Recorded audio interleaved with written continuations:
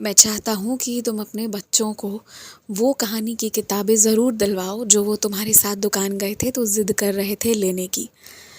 अब देखो, बात ऐसी है ना कि उस पर उनका सिर्फ मन ही नहीं आया है, वो मेरे कारण उनका मन उस पर आया। उसमें कुछ बातें लिखी हैं जो तुम्हारे बोलने से उन्हें समझ में नहीं आती, पर वो पढ़कर आ जाएंगी, इसलिए उन्हें तुम दिला देना, तुम्हारा ही काम आसान हो जाएगा, ये बात समझो। और किताबें तो ज्ञानवर्धक बातें सिखाती हैं, तो वो दिलाने में कैसी कमी, वो दिलाने में कैसी कंजूसी। तो किताबें दिला दिया करो। हाँ, और कोई चीज़ हो तो वो भी दिलाओ, पर थोड़ा सा उन्हें उसकी अहमियत समझाते हुए।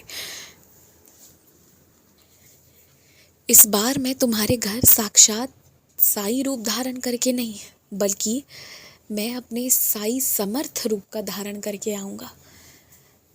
अब ये बहुत अजीब बात लग रही है ना तुम्हें कि बाबा आप यहाँ कैसे आ जाओगे? आसपास तो साई समर्थ रूप के इतने विग्रह भी नहीं मिलते हैं, फिर ऐसा कैसे होगा कि मैं समर्थ रूप में तुम्हारे पास आऊँगा? ये तो असंभव लग रहा है तुम्हें, लेकिन देखो, ये संभव होगा। तुम्हारा विश्वास है, तुम्हारा प्रेम है, और इसलिए तुम्हारे साथ ऐसी लीलाएं होंगी जिसमें ये सब कुछ संभव हो जाएगा। और मैं जानता हूँ कि तुम्हारी श्रद्धा गुरुओं में, संत महात्माओं में बहुत ज़्यादा है, इसलिए तुम्हें स्वामी समर्थ के भी मंदिर से बुलावा है। अभी नहीं, अभी कुछ वर्ष बाद जब तुम आसमान में अपने दम पर उड़ोगे ना उस दिन, मतलब जब तुम अपने दम पर अपने खर्च निकाल लोगे, सब अपने आप से कर पाओगे, फैसले ले पाओगे, सब कर पाओगे ना, तब तुम्हें आने का मौका भी मिलेगा, देख लेना। अभी इसमें थोड़ा समय है, पर ये मैं कहना चाहता हूँ कि बुलावा तो तय है, तो आना तो है ही तुम्हें। और साथ ही साथ तुम्हें नर्मदा मैया के दर्शन भी होंगे, तुम चिंता मत करो। और हाँ, जिस स्वप्न दर्शन को सब अशुभ कहते हैं ना, वो तुम्हारे लिए अशुभ नहीं था। तुम ही ने तो कभी गंगा मैया, कभी नर्मदा मैया, कभी सरस्वती मैया से विनती करी, कभी देवी मैया से विनती करी कि माँ आप मुझे दर्शन दो, तो ये उन्हीं का तो दर्शन था। ये जल क्या है? ये उन्हीं का तो रूप है, ये वही तो साक्षात है। तो मैया के दर्शन करके अशुभ कैसे हो सकती हैं चीज़ें? कुछ भी अशुभ नहीं है। ये बस ना लोगों के शुभ अशुभ कहने सुनने का तरीका है, तुम इन सब में मत पड़ो। तुम्हारी जो बात है वो यही बात है, और तुम बस इतनी सी बात समझो। और हाँ, बारिश का मौसम लगभग आ चुका है, अभी भी सुधर जाओ। घर के हर एक सदस्य के लिए छाता खरीद लाओ, और पाँव में ना अच्छे जूते सबके होने चाहिए। चप्पल की बात मैं नहीं कर रहा, ना ही मैं सैंडल की बात कर रहा हूँ, मैं जूते की बात कर रहा हूँ। सबके पाँव में अच्छे वाले जूते होने चाहिए जो पाँव को ढक कर रखे इस बारिश के मौसम में।